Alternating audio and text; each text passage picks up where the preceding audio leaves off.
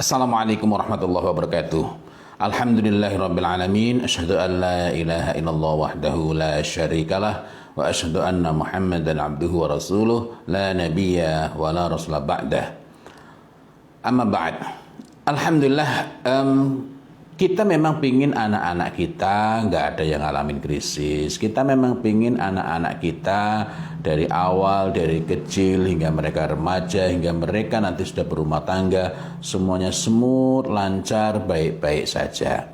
Akan tetapi ketika kita menghadapi kenyataan, misalnya kita memang tidak ingin, tetapi ketika kita menghadapi, menjumpai, mendapati anak kita itu termasuk remaja yang identitas dirinya mengambang misalnya, maka yang perlu kita lakukan bukan membiarkan.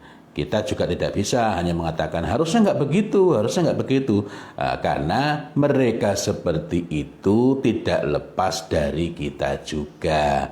Remaja itu mengambang salah satunya bermula dari atau berasal dari orang tua yang sangat jarang atau bahkan tidak pernah melakukan diskusi dengan anak. Bapaknya hanya mencari nafkah saja dan emaknya hanya menyiapkan makanan saja, atau bahkan nggak menyiapkan makanan, hanya belanja saja, belanja untuk keperluan suka-suka, sementara yang masak itu adalah si mbak. Nah, mereka mengambang itu karena orang tua membiarkan anak memilih atau tidak memiliki prinsip hidupnya sendiri. Jadi ya sana terserah kamu. Itu artinya tidak memiliki perhatian yang pokok. Tapi sekali lagi ini hanyalah salah satu sebabnya. Yang perlu kita bincangkan, yang perlu kita bicarakan adalah gimana kalau sudah terjadi. Karena jadi orang tua itu kan kadang-kadang kesadaran untuk didik dengan baik itu nggak dari awal.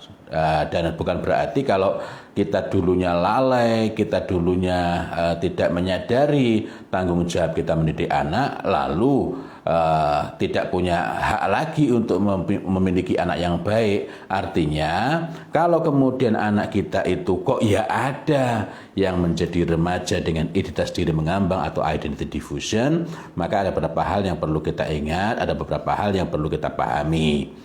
Apa saja sih ciri-cirinya remaja yang mengambang itu?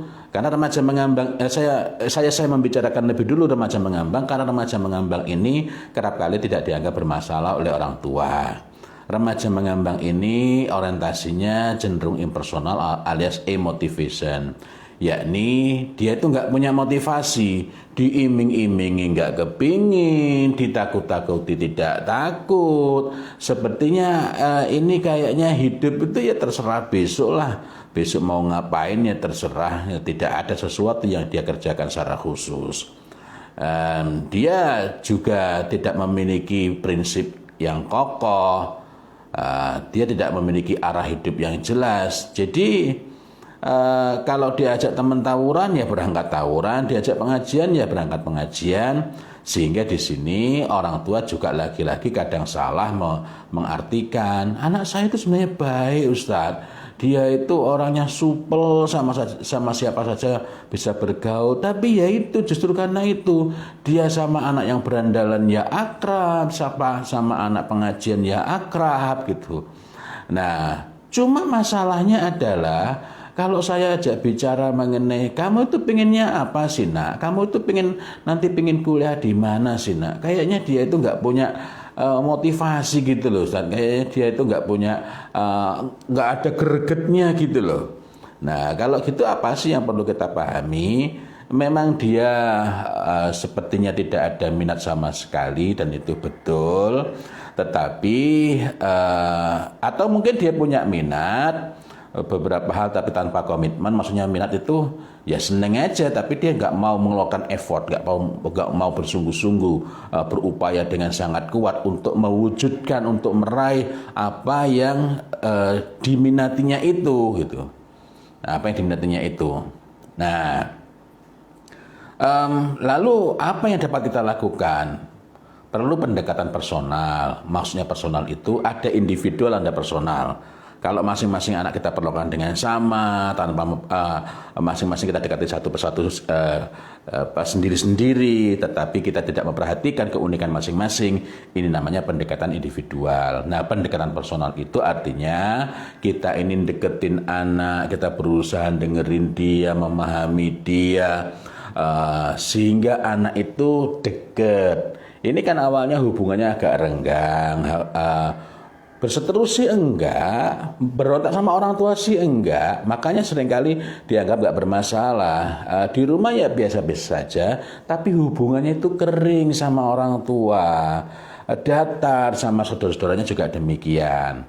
Nah, kita itu perlu melakukan pendekatan personal sehingga hatinya lebih dekat, lebih nyaman sama kita.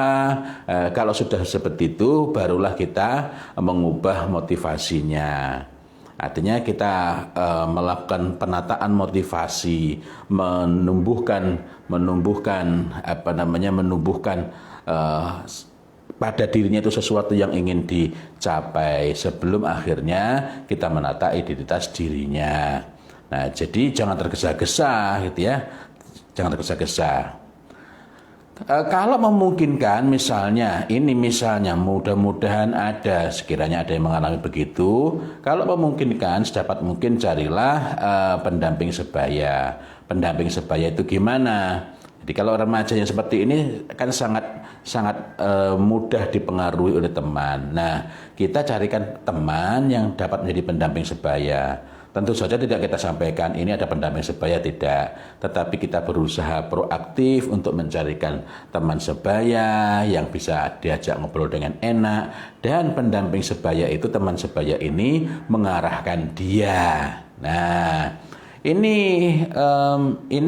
bisa jadi anaknya teman kita sendiri atau kerabat yang cukup dekat yang memang nanti kita fasilitasi untuk bisa lebih sering ketemu. Pendamping sebaya ini sebenarnya lebih cepat lebih cepat untuk menangani itu. Meskipun tentu saja bukan berarti kalau ada pendamping sebaya lalu kita mengabaikan pendekatan yang bersifat personal, karena pendekatan yang bersifat personal itu akan menghasilkan perubahan yang lebih kokoh.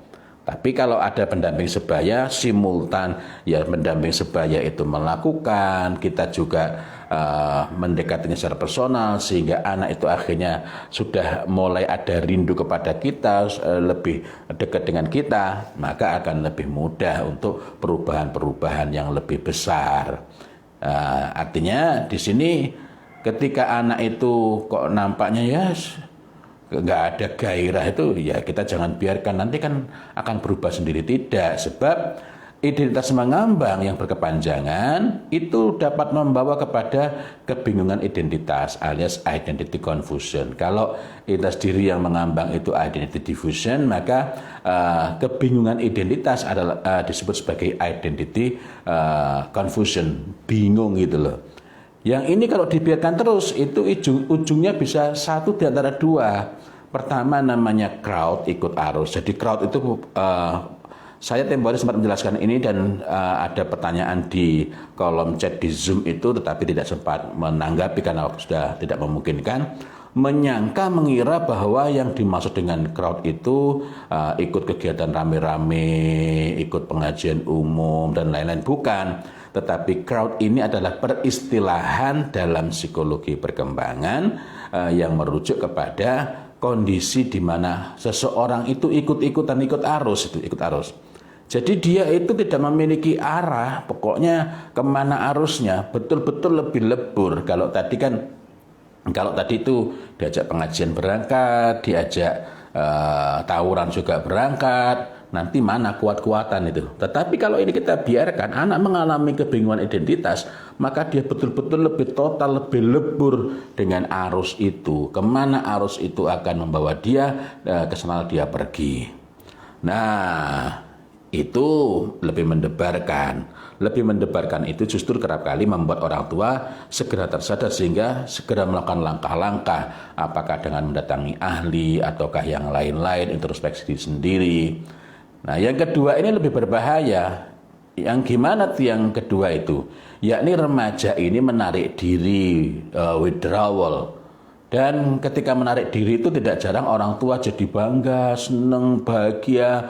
Wah, Masya Allah luar biasa. Karena melihat, wah anak saya sekarang itu sudah bagus Ustadz. Dia di kamar terus kerjaannya itu baca. Tapi dia nggak tahu apa yang dibaca. Ternyata yang dibaca itu adalah bacaan-bacaan yang ekstrim, bacaan-bacaan yang nyeleneh, ya, yang membawa kepada ide-ide yang mengerikan, dan lain-lain. Tiba-tiba saja anaknya sudah berubah menjadi sosok yang sangat aneh.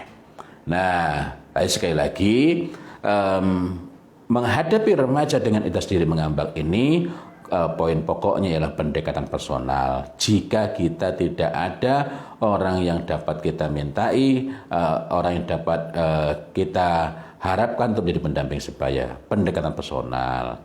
Kita perlu bersabar, tidak ada gesa-gesa. Kita menanggapi minatnya, kita menunjukkan perhatian pada minatnya. Walaupun minatnya itu boleh jadi bukanlah hal-hal yang menurut kita produktif banget, enggak. Misalnya anak suka bola, yang dari sana kita tunjukkan perhatian, tunjukkan tanggapan kita, dan dari sana akhirnya lebih nyambung dengan kita. Nah, nyambungnya ini. Kalau sudah nyambung, insya Allah akan lebih mudah untuk menata motivasi mereka. Setelah menata motivasi mereka, barulah kita menata identitas diri mereka.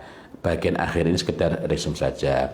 Demikian bincang kita pagi ini, mudah-mudahan bermanfaat, dan insya Allah besok pagi di jam yang sama kita kembali akan berbincang mengenai parenting selama bulan Ramadan ini. Mudah-mudahan bermanfaat dan barokah. Salam saya untuk Anda semua. Assalamualaikum warahmatullahi wabarakatuh.